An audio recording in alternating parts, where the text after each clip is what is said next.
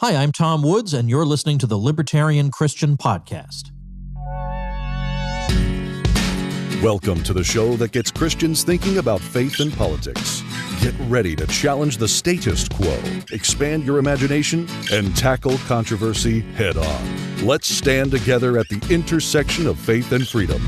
It's time for the Libertarian Christian Podcast. Welcome to another episode of the Libertarian Christian Podcast, a project of the Libertarian Christian Institute. I'm your host, Doug Stewart, and I've got Norman back with us to talk about COVID, coronavirus, and all of the craziness. I had to alliterate that somehow. Norm, let's talk about Corona. Let's do it. I'm ready.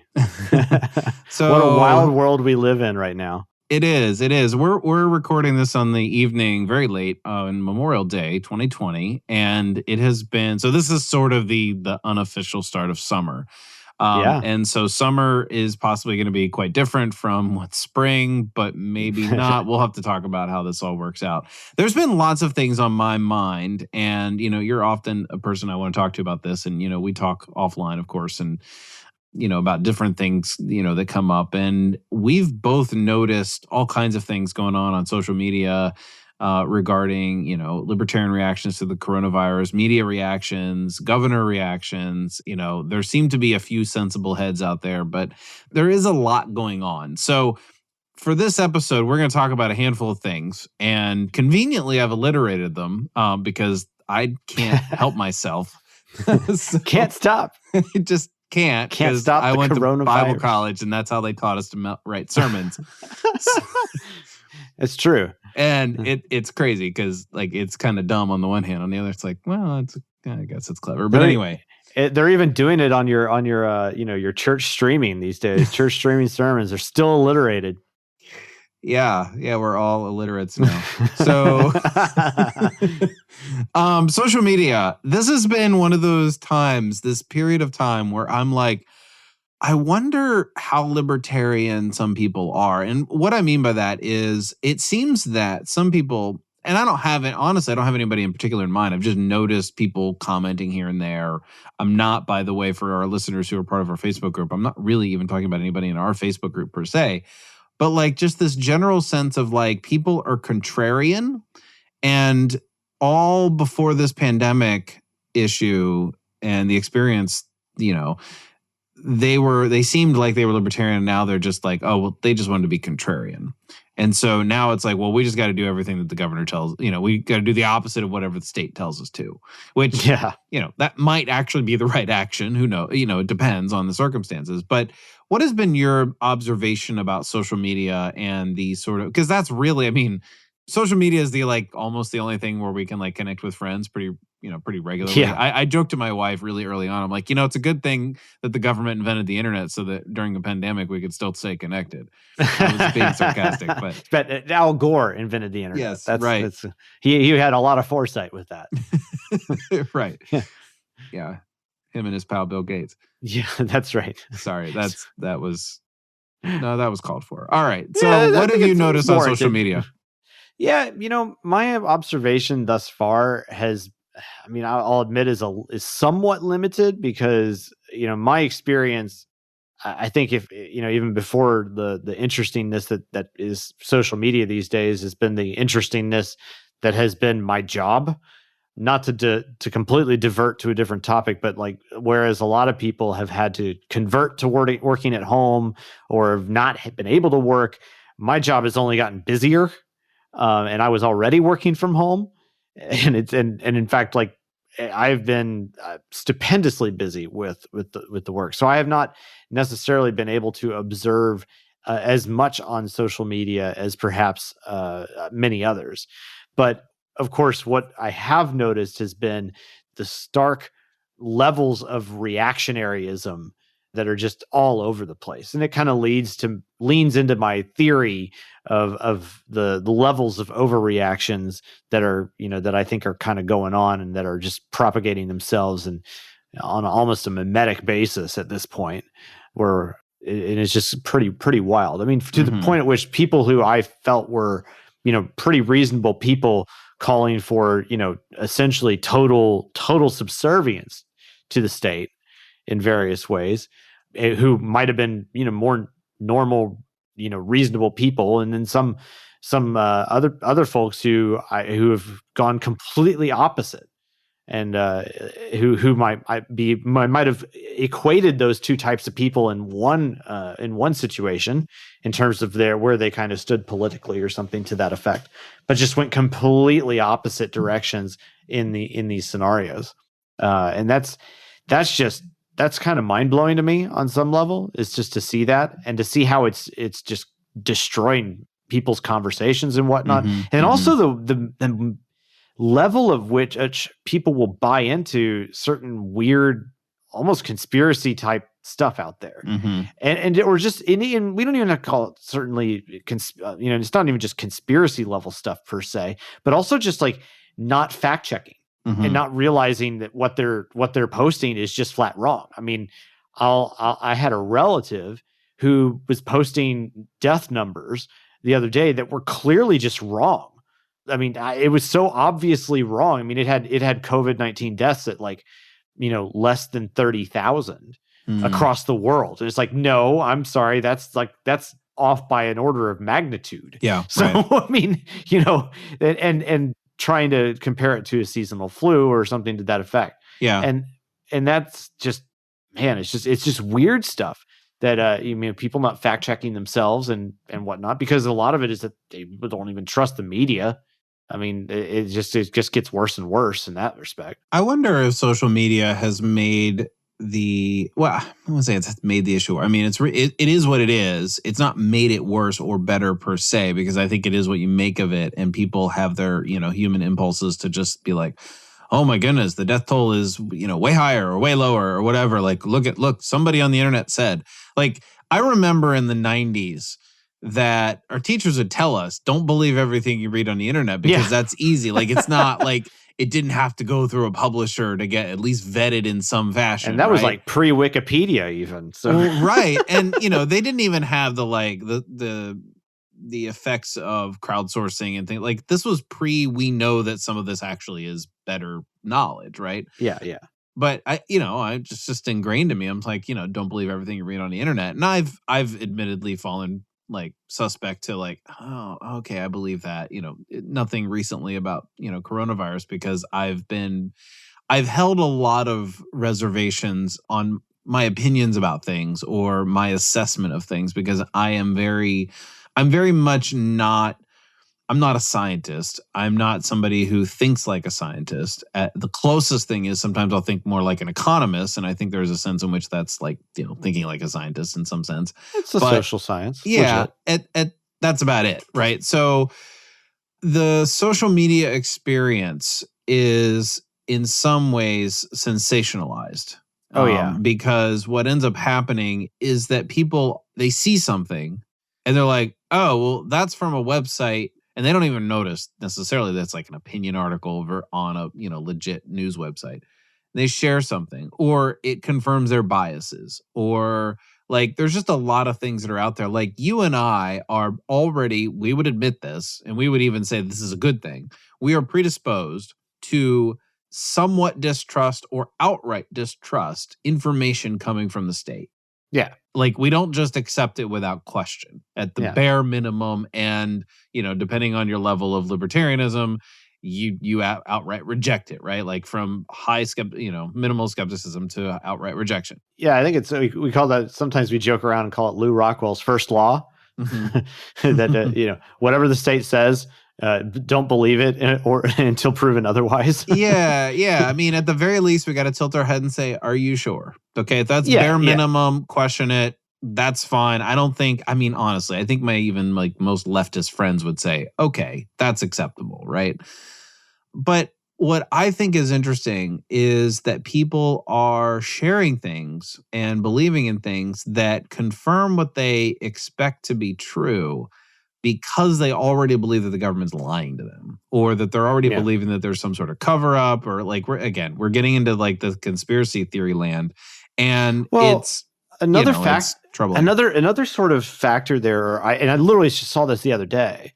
There was where they'll tend to latch onto something that comports with a very very small fraction of the broader experience or the broader data that is out there. Mm-hmm. Okay. So for instance, it might be something like I literally heard this said the other day on a Facebook thread where, we in our county, we only have 4 cases of coronavirus this entire time. That should mean that, and basically the argument he was trying to make was because of that fact, churches should just open. Yeah. And it's like, well, okay, hold on.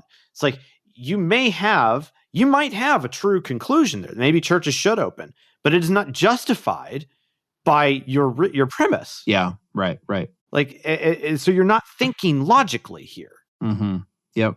So the function of logic is absolutely that we want to justify the beliefs or ideas that we have. Do you think that's similar to the I don't know anybody who voted for Nixon?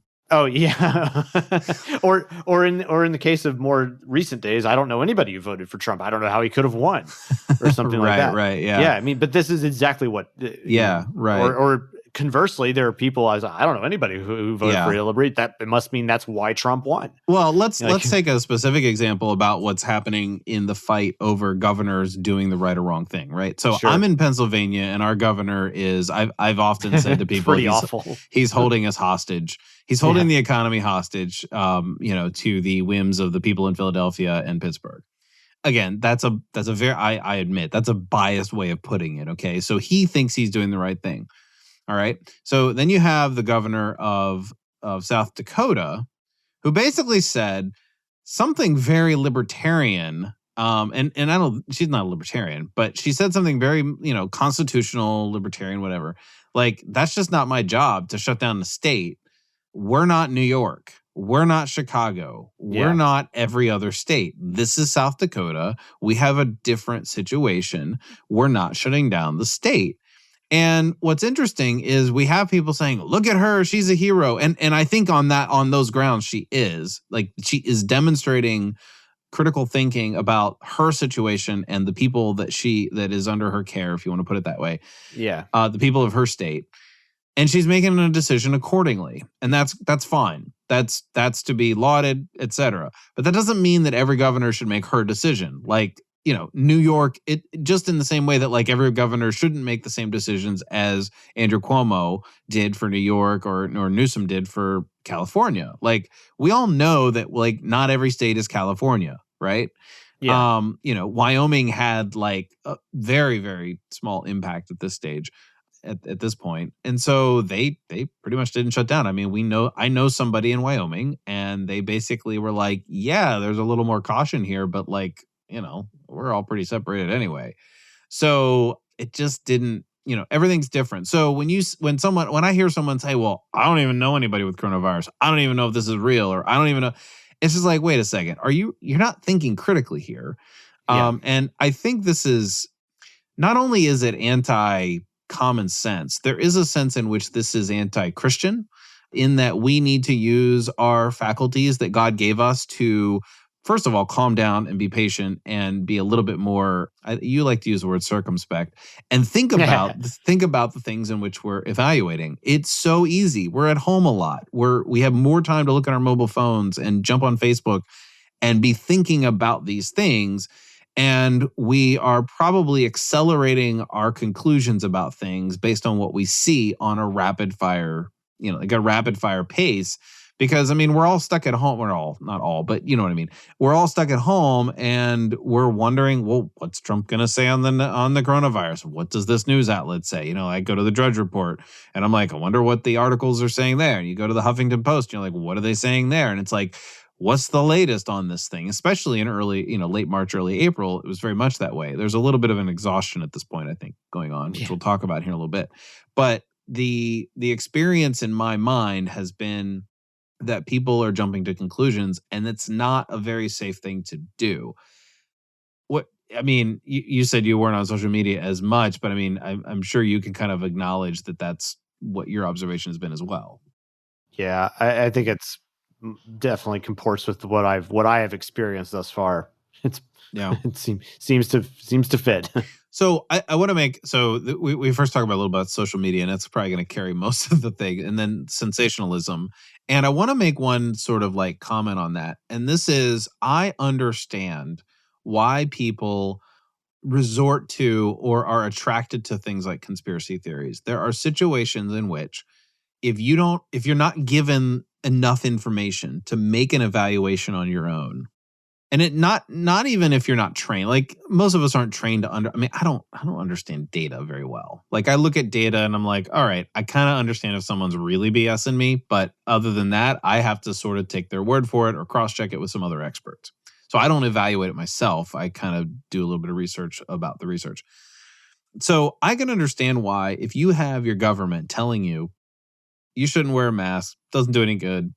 2 weeks later, they tell you, okay, you should wear a mask, protects other people. My governor is saying, your mask protects me, my mask protects you. You should go out and wear it. I don't remember my governor issuing an order that you had to wear masks in public. That's possibly the case. I'd have to look it up. But like all of the places that I go shopping, I have to wear a mask. I don't have a problem with wearing a mask. It's easy enough. It's easy enough. Today it was annoying for some reason. I don't know. Maybe I was wearing it upside down or something. I don't know. But I went to Lowe's and I was just like, this is really annoying. And I'm like, I haven't complained about this in 2 months. I'm like, whatever. I don't really care. I'd rather not hassle with people looking at me funny. So, but for not wearing one, and I actually could have a legit, excuse. It's not really a big deal for me to breathe, but whatever. But I could make an issue. But I'm like, yeah, whatever. I'll just complain. So when people have to fill in the blanks, when people are given inaccurate information, when people are given some information, and then that other later information a week later, 2 weeks later becomes, oh, well, we didn't have to wear masks after all. Like now Fauci is saying that masks aren't that helpful after all, that we're learning. And then they learn that the studies of the asymptomatic carriers, and like you learn all this stuff, and everybody who was skeptical from the beginning saying there's less to this than is now saying, look, now the government's even saying that we were right all along. See, we shouldn't have done all this. And that's also a logical failure, actually, when you think about it. Yep. Because they're if they didn't have a good reason to justify their prior belief in the first place, then it doesn't matter that you happen to be right. Your process of getting to the answer was still wrong. Yeah, right. So hopefully, like, you should at least, well, they're not gonna recognize it. They're demonstrating they didn't recognize it, but that's unfortunate when people are go and make those claims. Yeah. My major point though is like I look at this and I have reserved judgment on a lot of things, a lot. And on one hand, I've kind of gone along with like, okay, I'll wear a mask. Like I just mentioned that. And, exercising a small amount of caution. I don't like when I'm passing people in the store, I don't maintain 6 feet, but I don't like, I don't know. I just do things in my personal behavior that shows people that I'm giving them respect, right? That I'm giving them a personal space, even if I have to slip by, because the grocery aisle is only 6 feet wide and I still got to go by, something like that. So it's not like I don't believe any of this stuff. At the same time, I guess I'm just saying I understand why people are very skeptical, because there's just so much, I wouldn't even call it misinformation. It's just we're so inundated with we don't know. And so all these experts, quote unquote, are making, and maybe not quote unquote, both of them, I suppose, are making these judgments that we all have to live by. And that doesn't feel right. And I don't know. I give people the benefit of the doubt on both ways. Yeah, I mean, it's very awkward. To a grand extent, I do think that holding, some measure of a scientific mind about this helps one to assess things in an optimal manner. And by that, I kind of mean like this: like we are used to, in the scientific community, having to make decisions based on incomplete information. And that's just what you do in engineering. I mean, that's what if we knew it, it's like, I like to tell my people in my company this sometimes when they ask me like, well, they'll ask the question, well, do you think it's going to work? It's like, if I knew it was going to work, I wouldn't need to do the experiment. Like, The fact. So, well, you got to give me something to hang my hat. Like, yes, I do have reasonable confidence that it's going to work. Yeah. If I didn't believe it could work and it had a good chance of working, I wouldn't be doing it.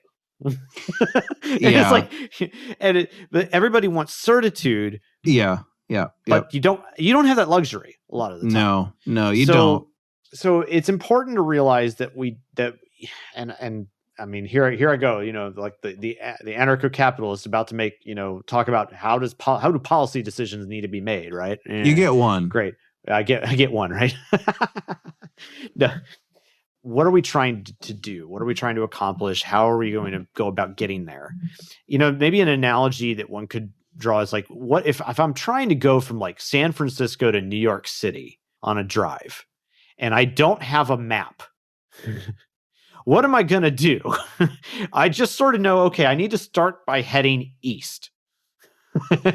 Right. And then the more information that I get, maybe I learn more about the highways. Maybe I can, I pick up a map of Colorado when I get there. And so I can kind of go, oh, well, I sort of know I need to head this general direction. Oh, look, there's this highway. But then I'm also placed with a restriction. Like I have to get there in 5 days.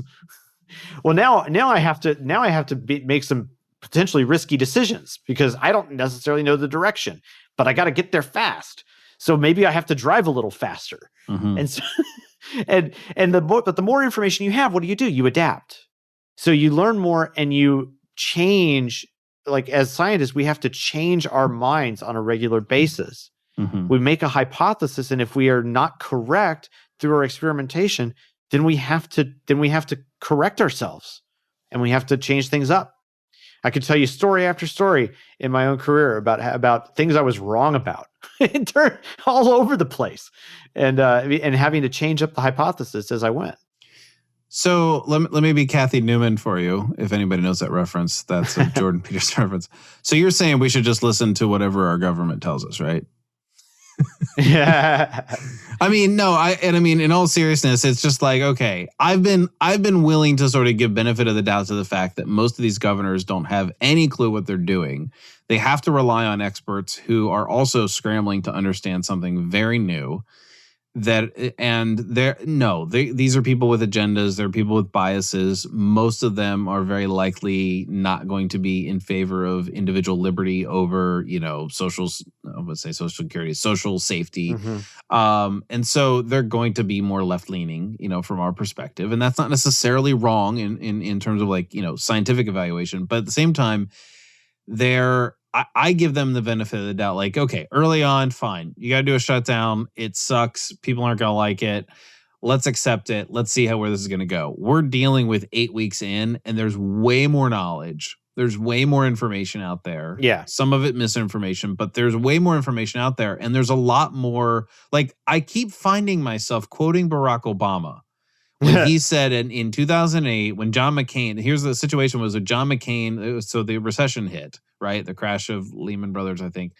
And John McCain wanted to say, let's suspend our campaigns and just go to Washington and get this all fixed. And his approach was this and that.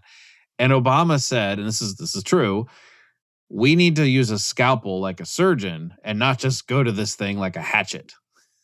And I feel like this has felt like a hatchet job. And I don't mean in like the pejorative sense. Job. Well, it is. But I mean even like they just think that that's the tool they've got. And it's like, hold on here. There are people who can make sensible decisions. And maybe I'll just say from my perspective in Pennsylvania, it's been a very frustrating experience for us because the system, apparently Pennsylvania has a waiver system that no other state has implemented where like you can go through this waiver process and like even though you might not be essential, like if you're non-essential, you could even get a waiver to do work because of special conditions.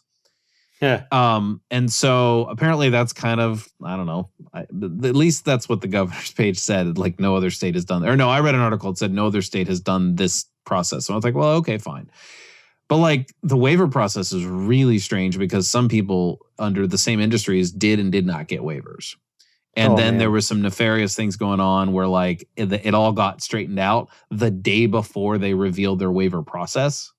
So there's a lot of like shady stuff going on. And so, I gave our governor benefit of the doubt early on, but now it's like, hold on here, you're just hatcheting the whole state, because you can't be more, you can't use your scalpel or whatever, it's like if I had a hatchet. And the further we get into this, the more we Pennsylvania. learn how much failure there is to go around. Mhm. I mean, early on, my belief, and I felt this was justified based on what we were learning about the things that we knew about the virus at the time, and the experience in particular of South Korea, that we needed to hit the testing as hard as we possibly could. And Mhm. that was kind of an early mantra as well, even from the administration. I mean, one of the first things that happened in early March, of course, was the couple of press conferences that were held at the White House, and a bunch of titans of industry, including Roche and Thermo Fisher Scientific, were brought in. I think Thermo Fisher was about they were developing tests and they were getting approved. And this seemed like it was a great thing. And then it just went nowhere, because and then we kept on finding that there was more and more failure to go around. Even before that, we're now finding, we're beginning to get information about how the CDC just made an utterly terrible series of decisions about manufacturing of tests. And it's just, the irony of this is that, these are the experts that we were supposed to put our trust in, are not good at particular things. Lo and behold, they might be good at one thing, maybe the assessment of epidemiological data, but it turns out when, you put them also in charge of making the tests, that they make, manufacturing errors. Holy moly. I mean, what do you know? Who would have thought? That to me is remarkable. And a great source of information for all this is, reason.org has been putting out daily, content about COVID-19 information, and especially as it pertains to, the series of government failures that have led us to where we are now. Yeah, Reason's been my go-to source for a lot of this. Like, they're not always, they're not they're doing a handful of articles a day, if not more, but they've been a kind of go-to source for me because it's ideological in the sense that they're libertarians. At the same time, they are very committed to scientific process. And so I think those hold enough tension for each other to keep a libertarian from going off the rails, and from keep people from being like, oh, well, we just got to listen to what the government says because this trumps everything else, in terms of individual liberty. It like keeps that going on as well. And they're very much, I don't want to say the word balance because it's not quite the right word to use. Everybody could say they're balanced. That's almost meaningless cliche, but might we say they're reasonable? Oh man, I try to avoid puns on this show. No, I don't actually, but anyway, you were talking about like learning things early on, oh, there's just so much. Like I wanted to be like, it's too bad Trump didn't tell us this was going to, that what he knew when he was elected, because that's what people think. It's like, oh, well, Trump just, botched the whole job. And there's a lot of blame to go around. There's a lot of fault to go around. And I think there's a lot revealing going on, Yeah. People lo and behold, the government's not particularly great at protecting from pandemics. What do you know? And decentralization of decision-making processes might work. Who would have thought? Yeah. Well, I really do appreciate the fact that there have been states and there have been countries, and there are enough of them that have done different things, that we can, over time, hopefully assess them a little bit less subjectively. Like everybody that I know on the left is just praising the prime minister of New Zealand for what she did. And then, most libertarians are talking about Sweden, right? Like, who would have thought, Norman, that libertarians would want to be like Sweden? Yeah, right. would want America to act like Sweden. Actually, that's not so far fetched if you know what's going on. But, that's just it's crazy. Like, people are going to, confirm their own biases and so forth. So let's talk a little. Well, go ahead. Well, before we jump off that, though, like another thing that's, I think, interesting here as it pertains to the government reactions, I hope that people learn some lessons as well from at least some of the things that that were kind of liberty leaning that did go on early on. And namely that, suddenly there was even a headline on a reason.org article at one point, like, it was something akin to, in a pandemic, everyone is a libertarian. And the notion there was that look at how many regulations that are suddenly being discarded in favor of, we got to get stuff out faster and so on and so forth. As if like, well, okay, we don't have time to go through the bureaucratic process, even though that bureaucratic process is purportedly there to slow things down in order to not make errors. Yeah. Okay. That's like, supposedly the bureaucracy is there in order to make the process better, but it's tacitly admitting that it makes it worse and slower to have them in place. Now, so it begs the question, like, well, why can't we always do it this way? Yeah. It's kind of not entirely unlike, the joke that I wrote an article. Man, it's been years now. I think I reposted it at some point in the last couple of years again. I think it was on the advent of the last Olympics season. And there's the this thing called the Olympic peace, and it's the idea is that the Olympic peace, it goes back to ancient Greece, and that when you held the Olympics, hostilities would cease, and that's supposed to be, even the modern Olympics, that's sort of ceremonially what's supposed to happen. And even though it doesn't really happen per se, because countries are not going to, and governments are not going to just suddenly become non-belligerent. But the idea being is that if you're willing to cease hostilities like a couple of days a year to play some games, why don't we just play games all year round?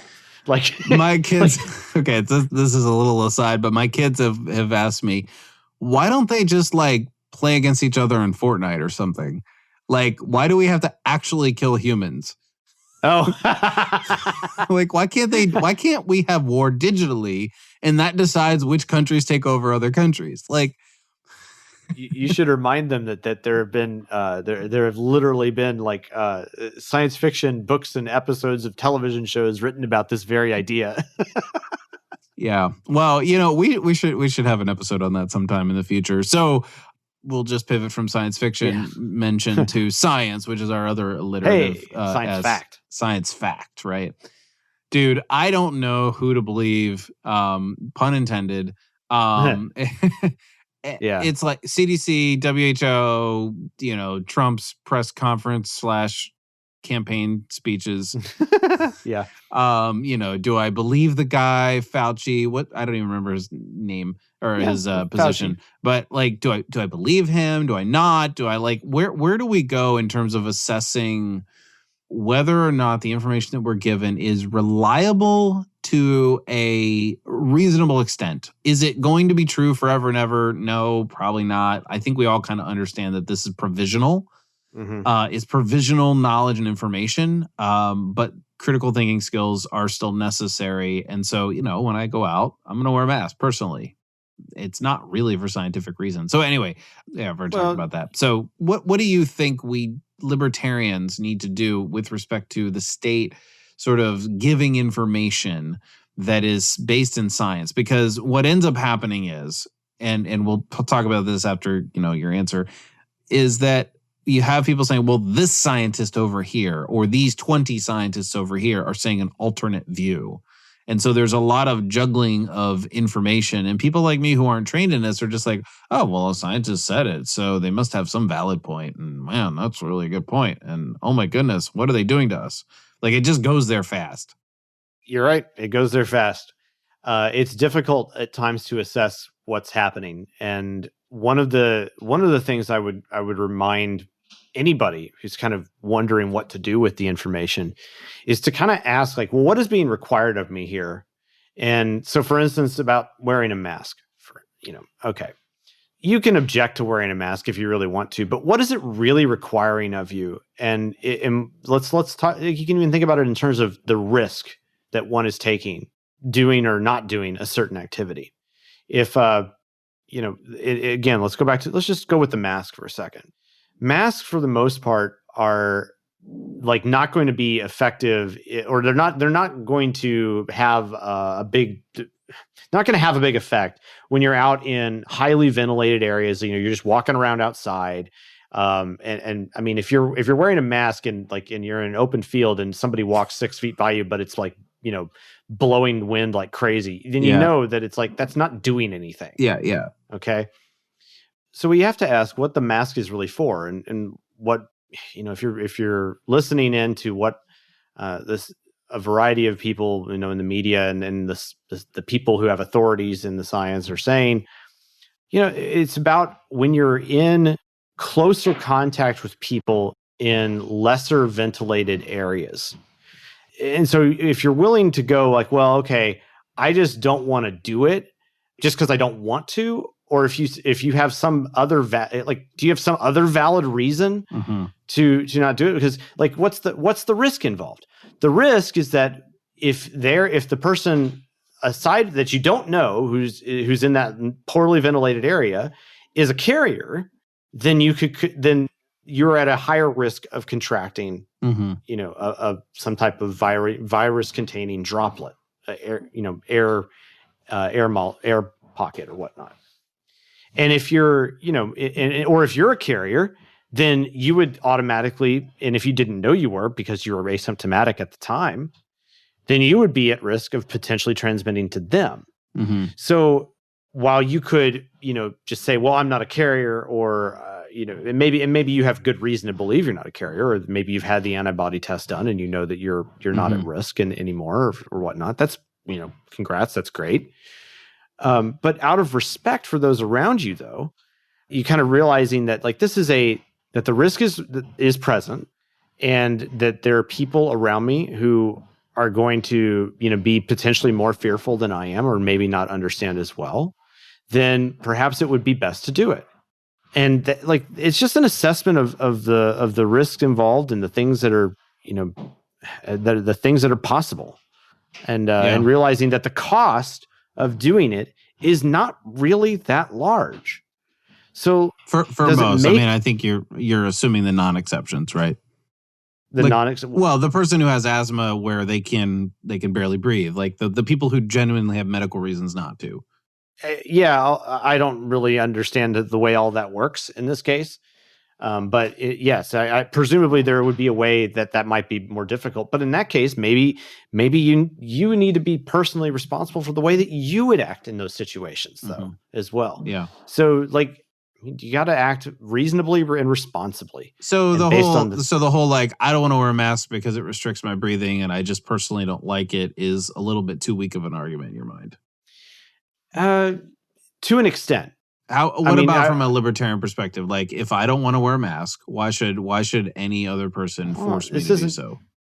Well, if it's on somebody else's property, then they have the right to say what is and is not required. Right. I mean, if we've talked for eons in libertarian circles about I think it was Rod Long who jokes around about, you know, if I want to invite you into my house, but I say you must wear the funny hat. Yeah. I mean, right. No shirt, no shoes, no mask, no service. Yeah. Yeah. I mean, yeah. If we can say no shirt, no shoes, no service, then certainly we can say no mask, no service. So it's not really anybody forcing you to wear a mask. It's about whether or not you are allowed to come onto someone else's property and not be trespassing as an invited guest if you're wearing the mask or not. All right. Let's stretch this one more way. I just realized there was a sort of pun there on the mask thing. But anyway. Oh man. I have performed a lot of stress tests on masks, so yeah. So let's push this one more step on the person who says, no, I shouldn't have to wear a mask. So it's my body. I should not have to wear a mask. You should not, you and your property shouldn't tell me what I should do on my face. Well, if you're on your own property, then you can make that decision for yourself. But like, that's not something that you can't come onto, let's say if I own a business and I want to require people to wear masks on, when they come onto my business. Now, maybe because I want to make money, I might provide them for you. Right. Yeah. But if I say you got to wear a mask here, I'm asking you to leave, then like what recourse do you have? Yeah. I actually heard somebody say like it was in this really large group on Reopen PA, and they said something along the lines of like, I went to my local Costco, which happens to be the one that's my local Costco, and they wouldn't let her in. And I actually know that many stores, I've seen this, it's like, oh, if you have a medical condition, we'll let you in anyway. We'll just respectfully assume that, that's what the reason is. And my Costco apparently doesn't allow you in no matter what. Like, that's their thing. And the lady who, like, she asked when they went in, and she said, well, I can't have a medical reason or whatever. I still want to go in. And the manager still wouldn't let her in. She's like, that's just our law. And that was the phrase that she had a trouble with, like, our law. And I'm like, well, yeah, that's kind of weird because no one really talks that way about their own private property. But it's like, look, this is ours. We have a right to refuse service for this reason. And, again, it's not like she can't go somewhere else. It's very different from like not being allowed to buy food. Like, period. Yeah, but it's also that kind of thing. Like, there are ways to work around this. Surely that we could. The business wants to make money too. There are ways that come, like, businesses all over the place are figuring out ways to work around this problem. Mm-hmm. And that's actually a really good lesson here, economically and from a policy perspective, is that amazingly enough, if people are given some general guidelines, which I think that many. At least to the best of our knowledge of what the virus could and could not do, scientifically and so on and so forth. The rest, some of the general guidelines that are pretty good coming out of the CDC at times, they're pretty good. Okay, given those guidelines, the market can come up with all sorts of unique and good ways of working around problems, and allowing people to freely exchange in safe and secure ways. Come on. Like, we've seen all sorts of restaurants bending over backwards to gain customers back, mm-hmm. and making it as easy as possible. Yeah. There's a reason why it's like that it's sometimes hard to get into some of these places just to get your food, because they're doing such a good job at serving that they're like, now they're hitting capacity again. And so let's take a look at the future.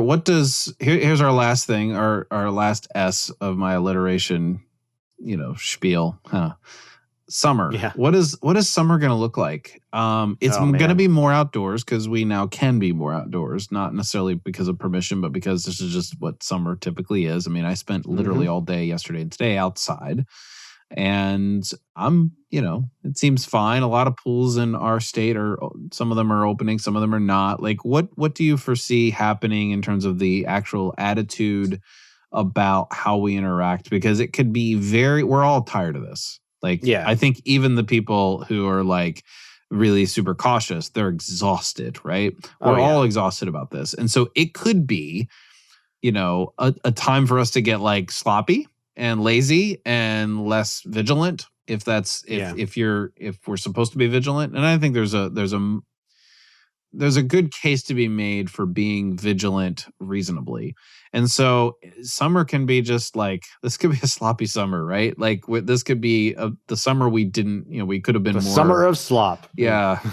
And I'm trying to think of another way of putting this, but anyway, I think we understand what I'm saying here. It's like, can we be vigilant and responsible and not go crazy into this like weird, let's just obey our government at all times, no matter what kind of situation? Well, personally, I think there's still a number of unknowns with regards to the communicability of the virus in certain ways.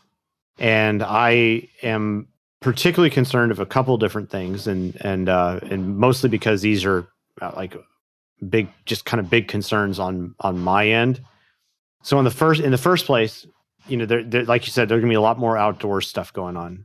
We're definitely seeing an uptick in people getting together in parties and outdoor activities that are in highly concentrated ways. So there was pictures showing up of clubs in the Lake of the Ozarks that were just packed, and you just and in pool parties, and you're kind of going, wow, like if this seems like breeding ground zero for virus. So it's possible that we could see resurgence as a result of that, and it's going to be really hard to ascertain to an extent if that is going to be responsible for it. But it'll be even more interesting, I suppose, if despite all these reopenings and whatnot, and a lot of the outdoor activities that you're now seeing people do. If we don't see resurgence, is it because of some of the suspicions that perhaps in warmer weather we would see, there's been debates going on, and it's definitely not settled at all if warmer weather would cause a remission, essentially, or a backing off of transmission, and that's like, we just don't know. Like that has yet to be seen. And then compounding factors of that are varying degrees of opening up that are happening across. One of my concerns is for churches. Naturally, I saw an article and read it, and it seemed quite reasonable, where a choir met, and it was now granted the age grouping of that choir was on the order of like 60 to 65 on average. So you're talking an older generation with probably some standard deviations of older and younger. But a few people were actually COVID positive in that group. And before long, it was with not even 2 weeks, 87% of the people in that choir were then COVID positive.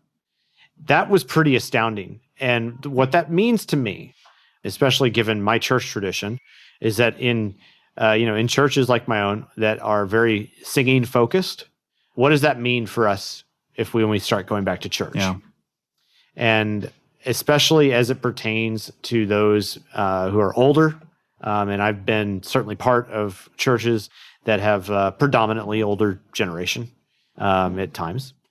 That concerns me. I don't want to be, or rather I should say, I want to be mindful of those kinds of scenarios where you might have the possibility of higher than average levels of transmissibility based on proximity and based on activity.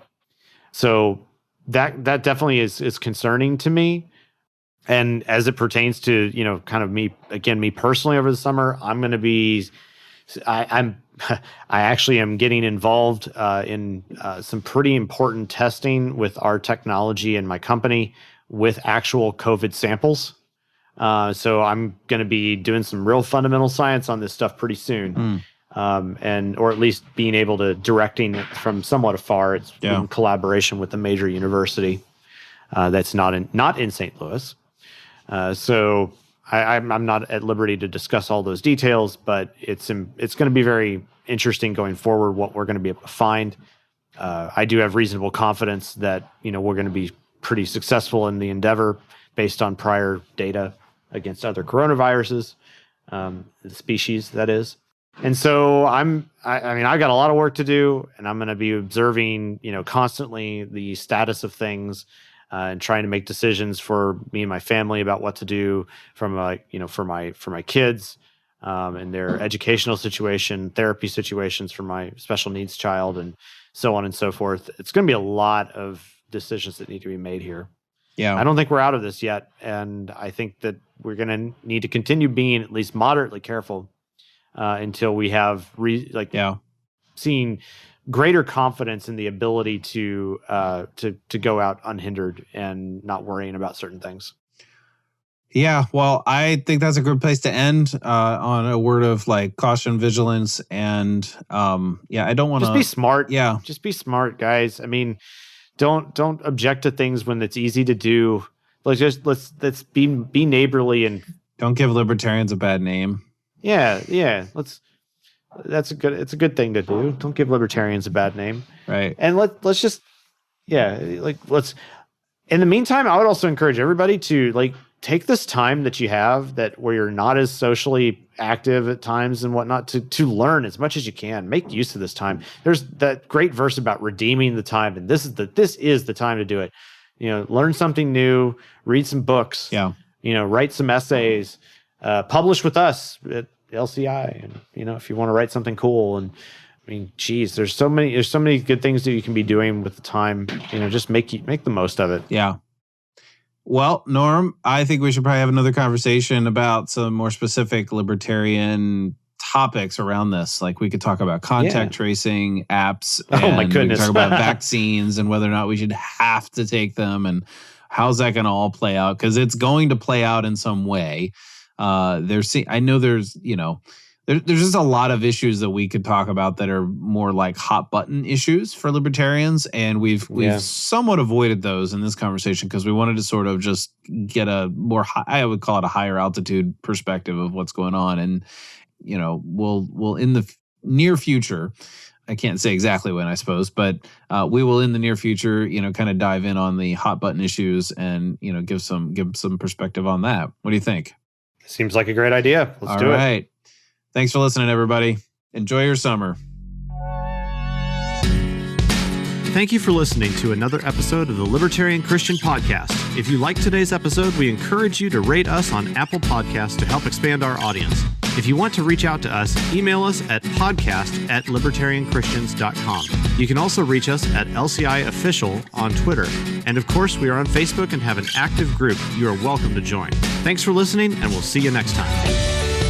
The Libertarian Christian Podcast is a project of the Libertarian Christian Institute, a registered 501c3 nonprofit. If you'd like to find out more about LCI, visit us on the web at libertarianchristians.com. The voiceovers are by Matt Bellis and Catherine Williams. As of episode 115, our audio production is provided by Podsworth Media. Check them out at podsworth.com.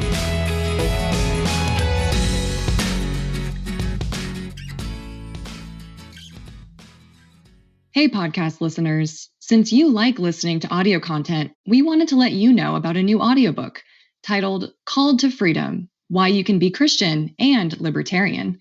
It's read by me, Jacqueline Isaacs, one of the contributing authors of the book, and every download helps to support the Libertarian Christian Institute. To learn more and to download the audiobook today, go to calltofreedombook.com.